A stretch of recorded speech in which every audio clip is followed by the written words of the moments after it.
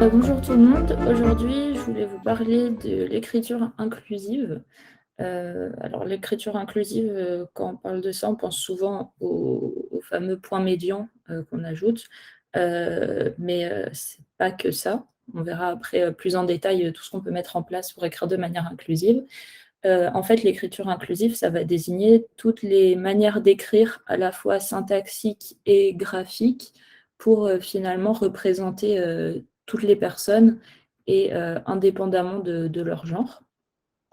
L'écriture inclusive, je trouve que c'est une question quand même, importante, pour nous en tant que designer ou en tant que UX writer parce que, justement, en français, on a une langue qui est très genrée, de base. On a tous les noms communs qui ont un genre. On a aussi, notamment, les noms de métiers, par exemple, les noms de titres et cetera et finalement tout ça, ça va, conditionner, on va dire, inconsciemment, hein, mais ça va quand même conditionner notre perception et notre compréhension, des choses. Donc ça finalement, ça joue un rôle important dans tout ça. Hem, c'est le cas du français, mais c'est pas le cas de toutes les langues. Il faut voir que, par exemple, l'anglais, c'est une langue qui est beaucoup plus neutre de base. Déjà tous les noms communs sont neutres, les adjectifs ne s'accordent pas et cetera. Ce qui fait qu'on n'a pas toutes ces questions, en anglais. Finalement, dans cette langue, les seuls moments où on va voir le genre, des personnes, ça va être quand on s'adresse à elles, avec madame, monsieur ou, quand on utilise, les pronoms. Mais donc ils ont pas toutes ces questions comme on peut avoir, en français, liées à l'inclusivité, par rapport au genre des personnes. Hem, il y a il y a pas mal de gens, vous le savez évidemment, qui sont contre l'écriture inclusive, et qui soulèvent, plusieurs problèmes et notamment un qui va nous concerner, dans notre métier, qui est celui de l'accessibilité. Notamment, il y a eu des problèmes avec le point médian qui ont été, relevés, il y a quelques années quand il commençait à être pas mal utilisé. Notamment par les personnes malvoyantes ou non-voyantes qui utilisent des lecteurs d'écran. Hem et donc le problème, c'est qu'en fait, ces lecteurs d'écran n'étaient pas programmés, en fait, pour lire correctement ces points médians ou alors quand on mettait des E entre parenthèses, par exemple, tout ça, ça compliquait vachement la lecture et au final, pour ces personnes, ça faisait un truc totalement, illisible et incompréhensible quand leur lecteur, ben, leur lisait à voix haute les textes. Donc ça a posé des problèmes à ce niveau-là. Et évidemment, si on parle d'écriture inclusive, le but, ça va pas être, d'exclure, certaines personnes, donc en l'occurrence là, les personnes, malvoyantes, pour en inclure d'autres. Le but, c'est quand même, d'inclure tout le monde. Voilà, pour ça, c'est intéressant de connaître toutes les techniques finalement qui existent pour l'écriture inclusive parce qu'il y a pas, que le point médian, évidemment. Donc, je vais vous parler de ces différentes techniques. Donc, déjà sur la syntaxe, la première des choses qui paraît évidente, mais finalement qui est pas faite systématiquement, c'est que, dès qu'on a que des personnes de genre féminin, et ben, on va quand même faire en sorte de féminiser, le mot. Ça paraît bête dit comme ça, mais par exemple, il y a plein de métiers, même de titres et cetera, qui existent très peu au féminin ou qui sont très peu habituels. Je pense par exemple au mot autrice. Ingénieur avec un E, c'est quand même des mots qu'on croise pas souvent et parfois on a des choses, qu'on peut entendre qui sont totalement aberrantes quand on y pense. C'est quand on dit, par exemple, madame le maire, ça a vraiment enfin ça paraît un peu aberrant alors que des mots comme mairesse, par exemple, ça paraît bizarre à l'oreille parce qu'on n'a pas l'habitude de l'entendre, mais c'est quand même un mot, qui existe et qui, pour le coup, désigne bien la personne avec, ben, avec le genre adapté.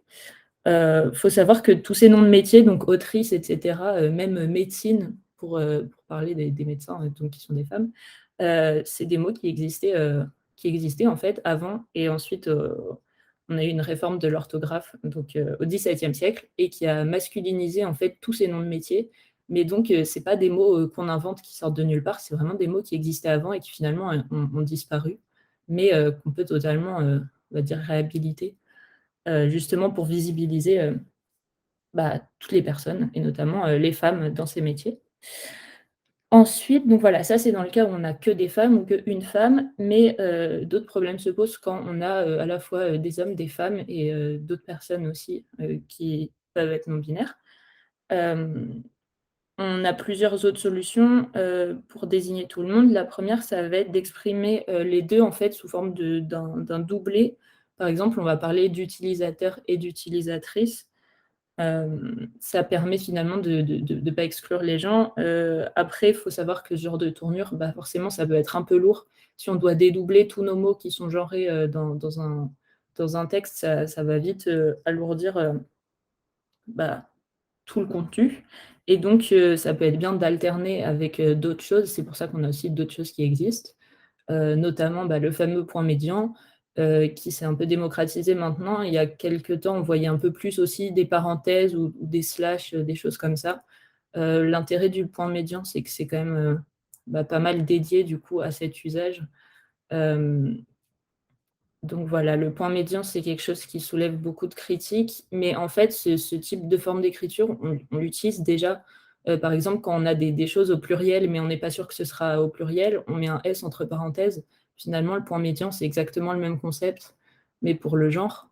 Donc ça va marcher exactement de la même manière et l'intérêt du point médian, c'est que justement, ça va fonctionner à la fois pour les noms communs, mais aussi pour les pronoms, pour les adjectifs et cetera. Donc c'est assez pratique à utiliser. Pour info, il y a des raccourcis clavier, sur Mac et sur PC qui permettent de faire des points médians que vous pouvez facilement trouver, sur internet. Hem, donc voilà, c'est une autre manière d'inclure tout le monde sans, comme le doubler, sans trop alourdir, les phrases. Ensuite, on va avoir tout ce qui est, les termes épicènes. Donc épicènes, ça c'est les mots qui vont englober tout et permettre de finalement donner l'idée, mais sans mentionner, l'appartenance à un genre.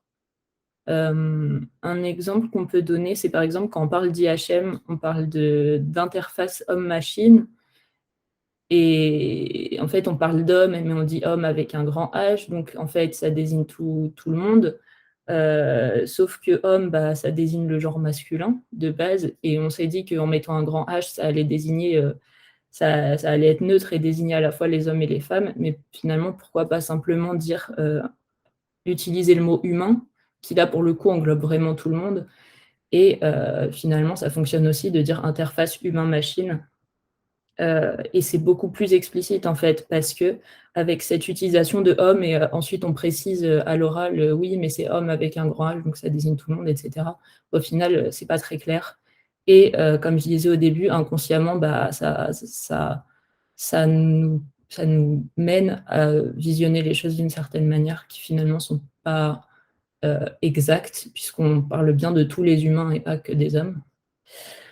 Ensuite, on a une autre chose, c'est tout simplement l'invention, on va dire, de nouveaux mots. Souvent, ces nouveaux mots, ça va être une contraction de la forme, masculine et féminine.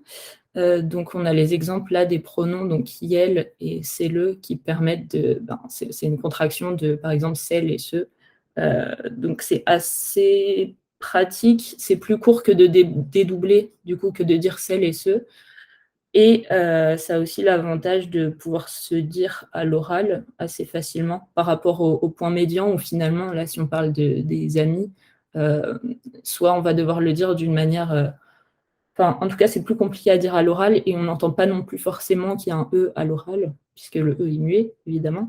Mais du coup, le fait d'avoir ces nouveaux mots, comme, bah, iel ou comme utilisatrice, par exemple, qu'on peut utiliser, donc utilisateur et utilisatrice, ça a l'avantage, d'être assez court et d'être compréhensible, on comprend de quoi on parle et aussi d'être, facile à dire à l'oral.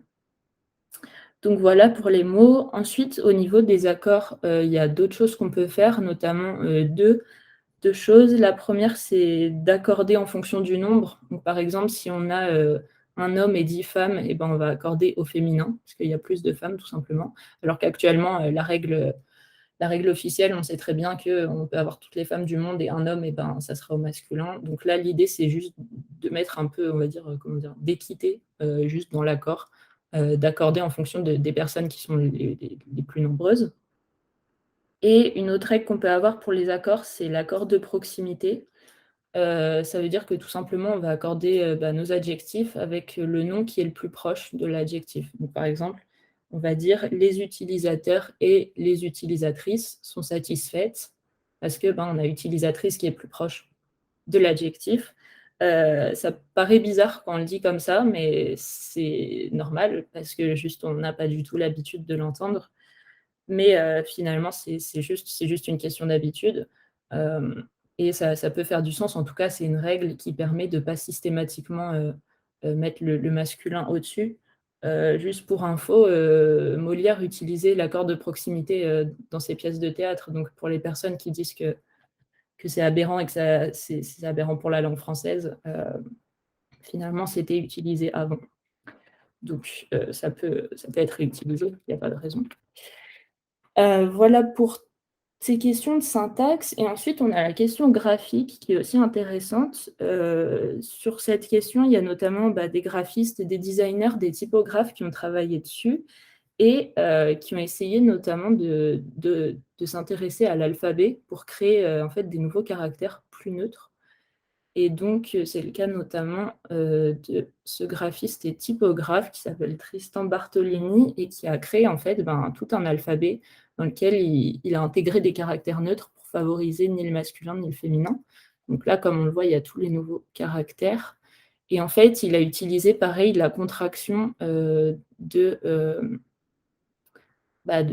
certaines terminaisons. Et ça nous donne quelque chose qui, bon, comme ça, à première vue, paraît illisible, mais en fait, finalement, comme un alphabet, ça s'apprend.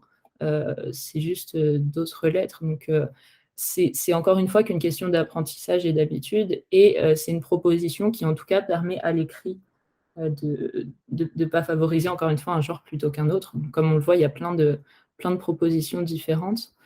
Donc voilà, je trouvais ça intéressant aussi de s'attaquer à cette question de finalement, l'alphabet, à quoi il ressemble.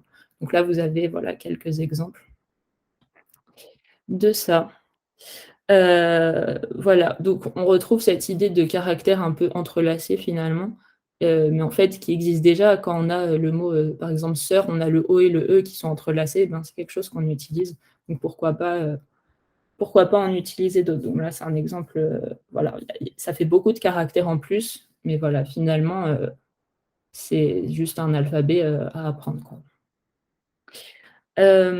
Voilà, donc au niveau de l'usage, comme on le sait tous, il y a beaucoup de débats autour de l'écriture inclusive, mais c'est quand même, ben, important, on le sait, quand on s'adresse, par exemple, à nos utilisateurs, à nos clients, de s'adresser à tout le monde dans la manière dont on communique et d'être sûr de toucher les personnes et de ne pas les exclure. Pour info, il y a des très gros acteurs qui ont un peu intégré ou en tout cas au moins en partie intégré ce concept d'écriture inclusive. Donc, par exemple, là, on a une pub Netflix où ils disent la série que vous ne voudrez pas regarder seul avec un petit point médian. Donc voilà, cette pub qu'on a pu voir à différents endroits et qui justement montre l'utilisation de l'écriture inclusive. Et on peut citer aussi Deliveroo, notamment, qui sur toute son application maintenant parle de livreur et de livreuse avec l'utilisation du point médian. Donc c'est quelque chose qu'on peut voir sur toute leur application et qui encore une fois permet de pas genrer, ces livreurs. Donc voilà. Merci pour votre attention.